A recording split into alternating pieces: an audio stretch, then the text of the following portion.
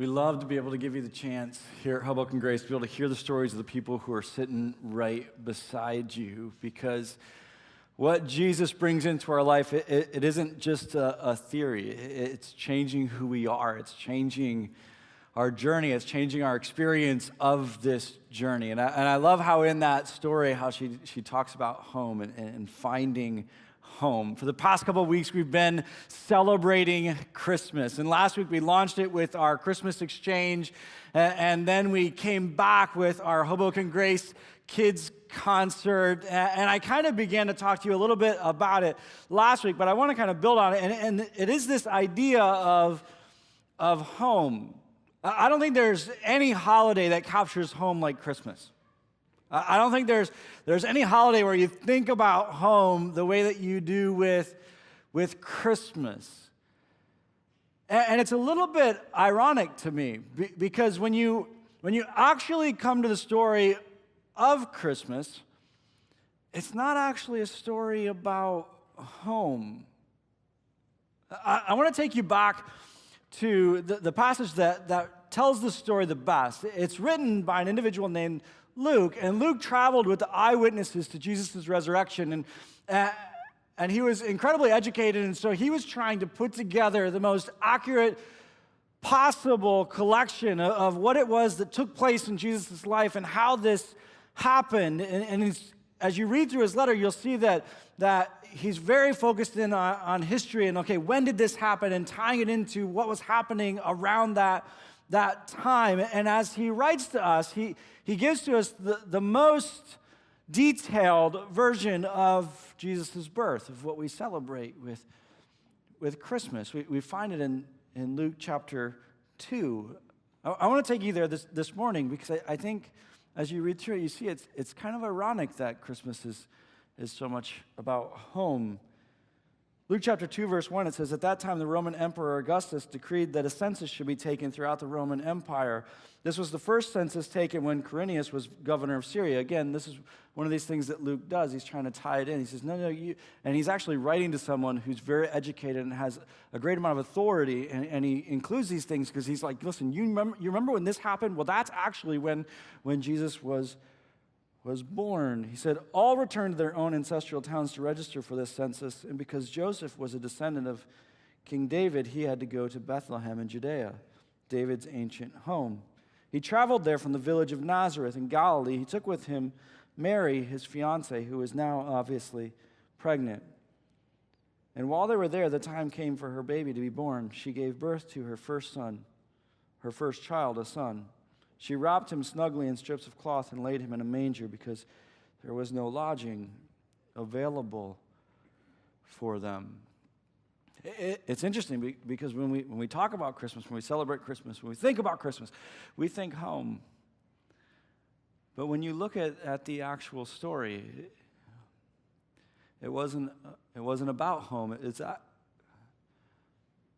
actually at its core a story of someone who didn't have a home.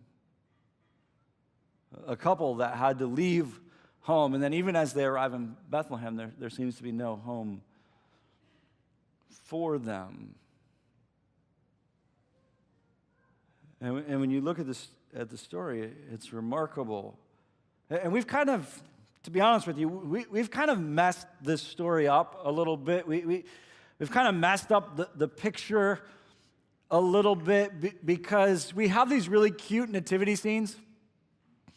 And inside of these cute nativity scenes, there are these two quiet sheep over here, and then there's these two really nice donkeys over here. I have to tell you, just really quickly, I grew up on a farm. There are no nice donkeys. They are all asses, every one of them. There are no nice donkeys. But we have these nativity scenes, and we have this manger that Jesus is in, and it looks like something that Joanna Gaines would use to decorate one of her houses, and reclaimed wood. We've made into this kind of cute, very, very, very nice thing, as opposed to what it actually was. which was a couple who's about to have their first child. They've had to leave home. There is no home. And then as the baby's born, he's laid in this manger, which really is just a trough, and that the animals ate out of. And if you know animals, they're not all that careful of what they eat out of and what they do other things in. And as I was reading through this story this past year, it just struck me. For the first time, it really struck me the fact that these are first-time parents. Now, first-time parents are interesting people. And I was thinking through this experience for them, and then also thinking through my own experience as a first-time parent. And some of you who know me, you know that I'm just a little obsessive compulsive. And I remember when my first son was born, the very first thing that I did, I went out and bought like a 24-pack of Purell. If you've ever visited first-time parents, you know what this experience is like. By the time you leave, your hands are just dry. They're just shriveled up because of the fact that you've put on so much Purell. And that was me, exactly. I know what that's like.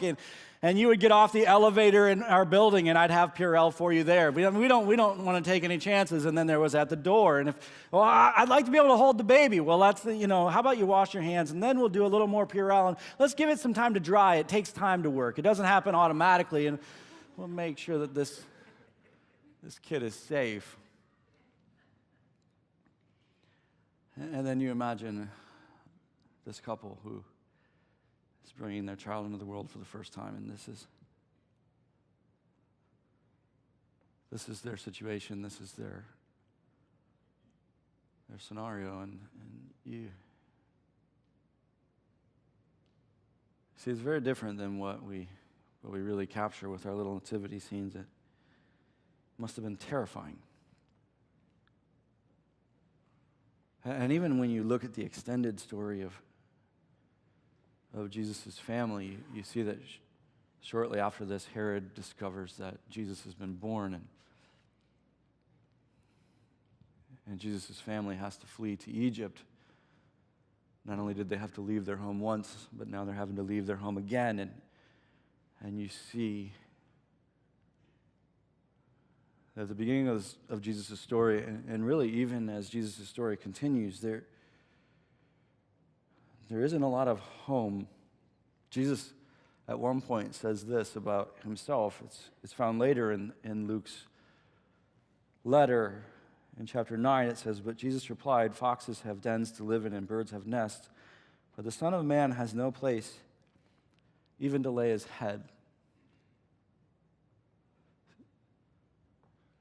And I think a lot of times we hear him say that, or if you've heard it before, if you've read it before, we think he's talking about that moment, but I think it more captures his entire story. From the beginning, there really hasn't been a lot of home. It's just a little ironic. And then you dig a little deeper into the story. You look at what Jesus says about himself,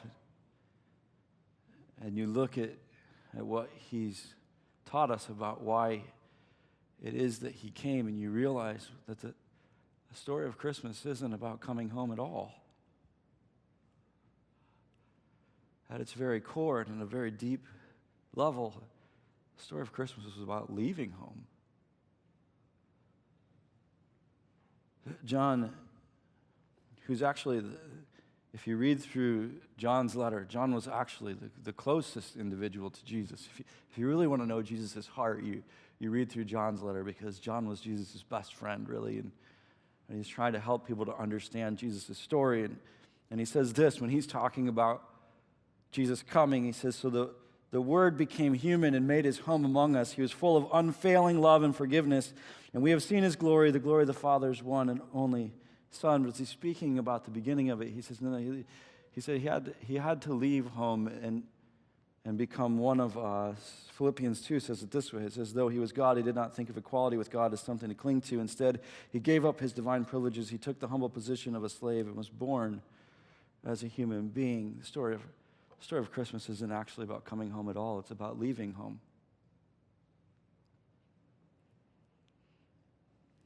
It's about the one who left home.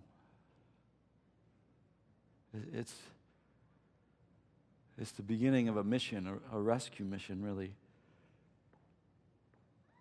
The story of the one who decided that rather than clinging to the home that he had and clinging to all that he had, that he was going to strike out. Jesus talks about it this way. He tells a story that kind of captures what it is that he's doing and what he's about. And he says this. He says, if a man has 100 sheep and one of them wanders away, what will he do? Won't he leave the 99 others on the hills and go out to search for the one that is lost? And if he finds it, I tell you the truth, he will rejoice over it more than over the 99 that didn't wander away. Jesus says, if you really want to understand my story, it's kind of captured this way. It's about leaving home. And what we celebrate with Christmas, ultimately, it's the moment where he decided to leave home in order to bring you home. Jesus says the kingdom of heaven is like this. It's like a shepherd. He realized that someone's missing, and he says, I have to go get them. And so he decides to leave home in order to be able to bring you home. In order, really, for you to be able to experience the home that you were created for. Now let me explain something to you in that, because I think that there's something that God teaches us about our relationships here on earth that we don't necessarily understand. There's a point in Ephesians where Paul's writing to the church at Ephesus, and he's talking to them about home, and he's talking to them about family, and he's talking to them about the way that we relate to one another and the way that we love one another. And in the midst of that, specifically as he's talking about marriage, he says something really interesting. It's found in Ephesians chapter 5. It says this, as the scriptures say, a man leaves his father and mother and is joined to his wife, and the two are united into one. He's talking about marriage, and he's inside this passage, he's working through all these different relationships inside the home, but in this specific time, he's talking about marriage, and then he says this. He says, this is a great mystery. And then listen, this is a remarkably powerful statement. He says, but it is an illustration of the way that Christ and the church are one. Now, I've heard this passage a lot in my life, and I've interacted with a lot of different people about this passage in my life as well. And I find that we typically misunderstand what it is that he's saying here and what he's trying to help them to understand here. Because for some reason, almost every time I see someone encounter this passage, they think, oh, okay, Christ and the church, well, that's an example of how to be able, or that's an illustration of how to be able to love your wife, of how to be able to love your spouse, of how to be able to love someone else. And it's true that we learn from that, but when you look at the passage, he says something really interesting. He says you have to understand something about marriage. He says marriage was actually given as an illustration of what you were created to experience with God. He doesn't say that God gave his life as an illustration of what you were meant to experience in your marriage. No, he flips it. We typically look at it backwards. He says, no. This is actually, it's an illustration of what you can experience with him. And he's teaching us something profound here. He's saying you have to understand something. What you experience here and what you experience in relationship here, it's actually an illustration of what it is that you were created to experience with him. And this is important because the illustration is The illustration is the imperfect. An illustration is something that you're trying to help someone understand something that's primary, and so you tell them an illustration. It's something that doesn't quite get it right, but it will help you to understand it. It will help you to be able to see it. And he says you have to understand something, that what you know of home here, it's actually just given so that you can kind of see and understand what it is that you were supposed to experience with him, of what you're supposed to experience in him.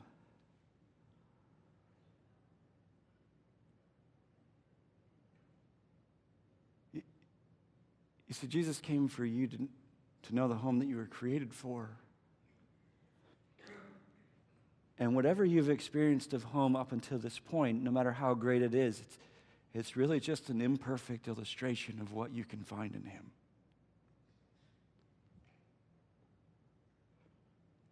I was blown away by this over the last couple of weeks as I've been spending time with it. Because a couple of weeks ago, I had an amazing moment. My wife and I decided to go out to celebrate the end of our fall series here at Hoboken Grace, and we took our boys out and we went out to eat, and we were just celebrating all that God had done. And it was kind of a surreal moment for me because my second son, who has Down syndrome, he's now in an inclusive classroom, and it's been amazing the impact that it's had on him because he's talking so much more. Actually, he used to talk a lot. We just didn't know what he said. So we're understanding him a lot more. And I remember we were sitting at this table, and we were celebrating and just enjoying being together as a family. And he kind of interrupted us, and he told a joke. But for the first time, really, and he's 7 years old, but for the first time, he told a joke, and all of us got it. And my boys are laughing, and my wife's laughing, and I look down at him, and he's just beaming. And I sat there, and I was like, this is amazing. And for me, as this is happening, it's like I'm meeting my son for the first time. And I sat there, and I was like, oh, wow, my third son. Parenting's kind of like that in general. I tell people when they're stepping into parenting is like, it's like losing someone and meeting someone new every year. At the beginning, it's like losing someone and meeting someone new every week.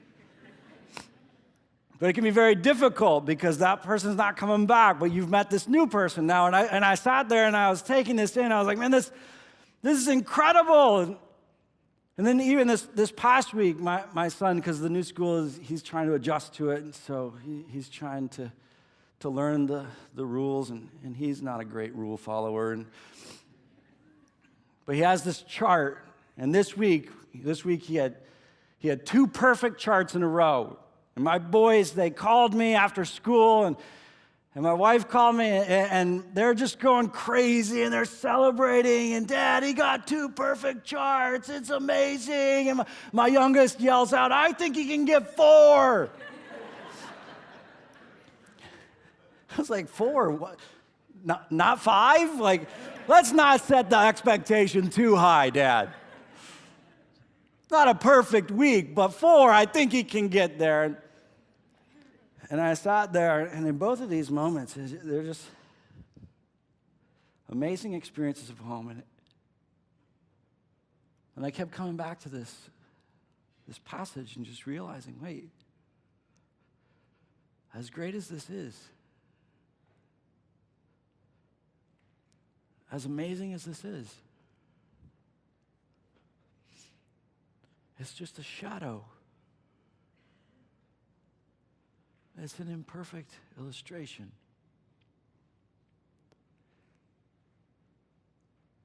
of what I was created to experience with him.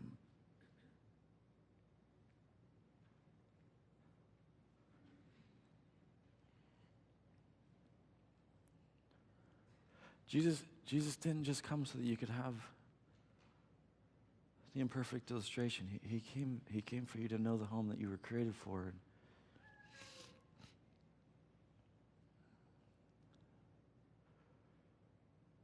And there's something inside of all of us that craves that. Even if your experience of home was quite an imperfect illustration, there's still something inside of us that craves it. As a matter of fact, sometimes when our experience of home was broken, we crave it and long for it even more. Not because we've lost something, but because you're created for something. It's at the core of who you are, that you were created to know home. And to have home. And Christmas is about the one who left home so that you could find that, so that you could know that. And God says, I want to be your home. Because if you've ever experienced home, you know it's not about a place, is it? It's about people. The place without the people, it's not home at all. God says, I want to be your home. I want to be your people. For you to know it and to live it. Moses experienced this. Moses is an ancient leader in the nation of Israel, and he says this about God in Psalm 90. He says, Lord, throughout all the generations, well, you have been our home.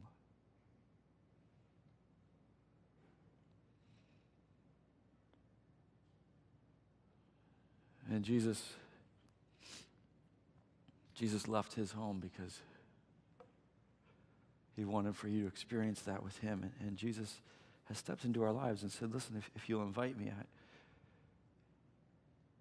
we talked about this passage a lot this fall. I stand at the door and knock. If you'll open the door, I'll come in and I'll make my home with you. I want for you to know home, and I don't want for you to just know home occasionally. I want for you to live it. I want for it to be a constant for you that you know and experience home. And it's amazing, almost every time I talk to someone about this, that there's something inside of us, we crave it. That there are very few people who hear this and are like, I don't really want that. But there are a lot of things that keep us from it. For some of you, you're hearing this for the very first time, that Jesus came for you to know home. That God would care about that in your life at all. But many times when I share this with people for the first time, there are all these things in the way. And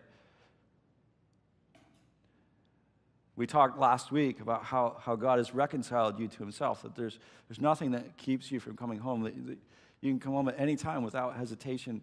Let me ask you something. I asked the third service this last week, and I want for us to sit with it a little while longer. And that question is this: what is it that keeps you from coming home? For those of you who are here and hearing this for the first time, what is it that would keep you from coming home? Right now, as we're talking about this, and Jesus says, no, I want to make my home in you. And what is it that would keep you from that? I think there are a lot of different things in our life. For some of us, it's that I just don't know. I don't know if I believe it. I don't know if I. It's interesting when you read through Matthew and Mark and Luke and John's letters. You almost never find someone who actually believed Jesus, and that's how the journey began. There are very few people who actually came up to Jesus and are like, you know what, I think that you're God, and I think that you've come to be able to rescue me, and I think that you've come to change everything in my life. That's not how their journey began at all. But Jesus didn't require that to start the journey, did he? He just said, come on, come follow me and hang out with me. And the more that they did that, the more they began to realize, oh my goodness, it's actually true. Don't let the fact that you have doubts keep you from coming home. Everybody who comes home has doubts. For others, it's, I don't have it all together. As a matter of fact, in the first service, I asked a question, and someone answered it in the back. It scared me.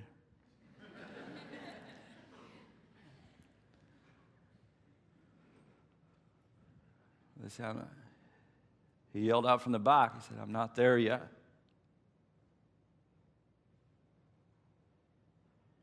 Jesus doesn't welcome anybody home because they're there yet. If you could get there, then he wouldn't have had to come for you. But he knew you couldn't get there. So he came for you.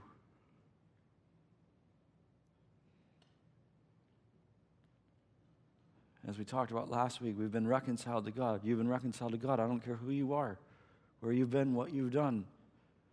You were reconciled to God through Jesus on that cross. Now, you can reject it and walk away from it if you want. But make no mistake about it. You can come home. You can come home without hesitation.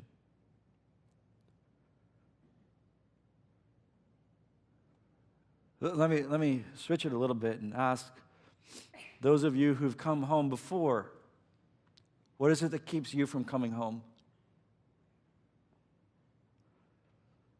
For some of us, we kind of drop in occasionally.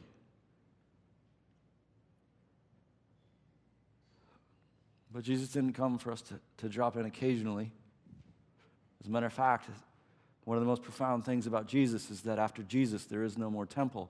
Why is there no more temple? Because God's Spirit wasn't content to live in a building where people drop by occasionally. He wanted to make his home in you so that you could be with him always and forever, no matter what, no matter where. But what is it that keeps you from coming home? Is it busyness? Are you scared that maybe he started to count your wrongs against you again? What is it?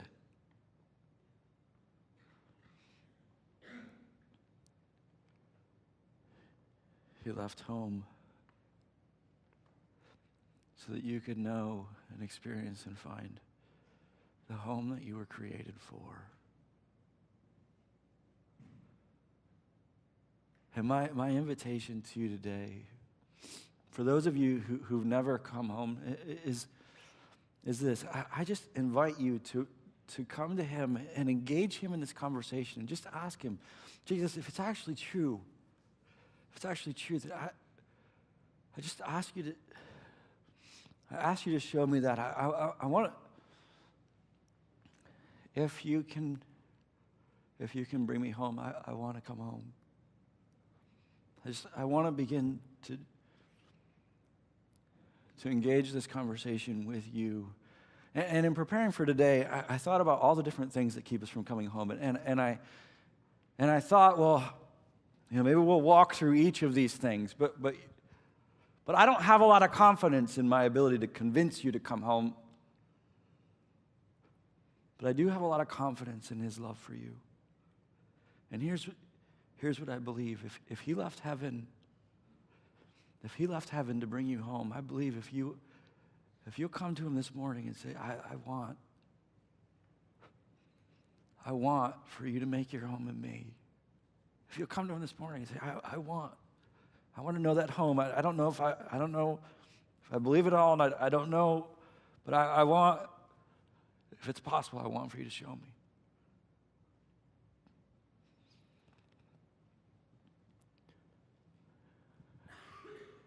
He left heaven for you.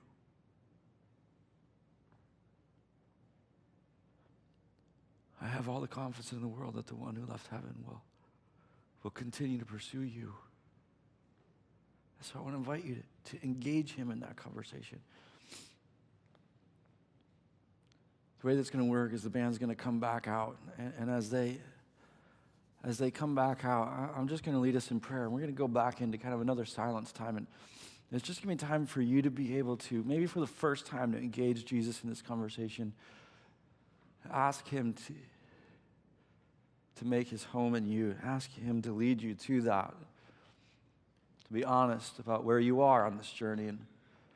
Or maybe for you, it's to acknowledge the fact that you've allowed busyness to keep you from the home that you can experience every day, at any point, anywhere. And maybe for the first time in a long time, or maybe it's for the first time in a short while, for you to be able to be home with him.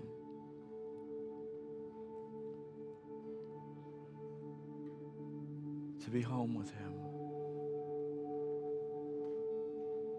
To recognize the beautiful truth that the Spirit of God, that when you decide to follow Jesus, the Spirit of God has made his home in you. And to be home with him.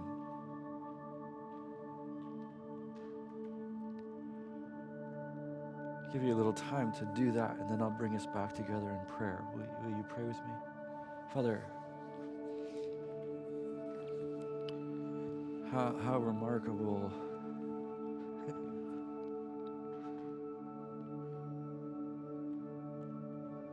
the things that we speak of are too great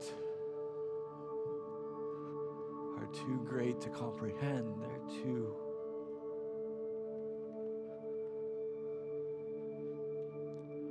that you left home, that you eventually went to that cross, and for the first time left. For the first time were disconnected from your Father. That all of that beginning that Christmas morning, that all of that was so that your Spirit could make its home in us. That we could experience the home that we were created for. Father, I pray for those who are experiencing this for the first time, that they would bring their doubts and their fears, that they would experience the most beautiful thing about you, Jesus, that you welcome them.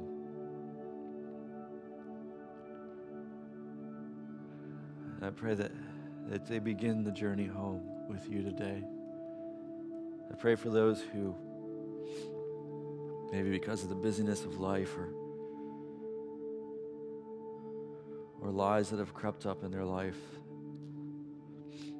those who've just been kind of occasionally stopping by home. Maybe those who continue to believe that you made your home in a church or a building or something like that, as opposed to the reality that you've come to make your home in us. I pray that this would be the beginning, and specifically this Christmas season, that this would be a time where they would know and begin to grow in their experience of that home with you. And so, Father, we pray.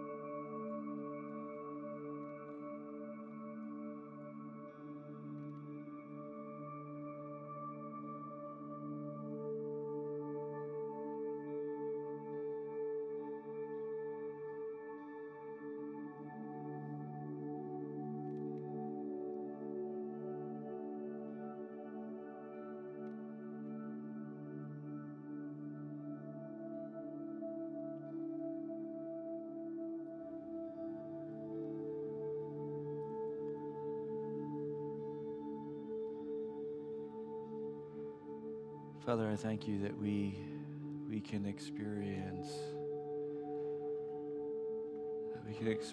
this with you, that we can experience being home with you at any time, in any place.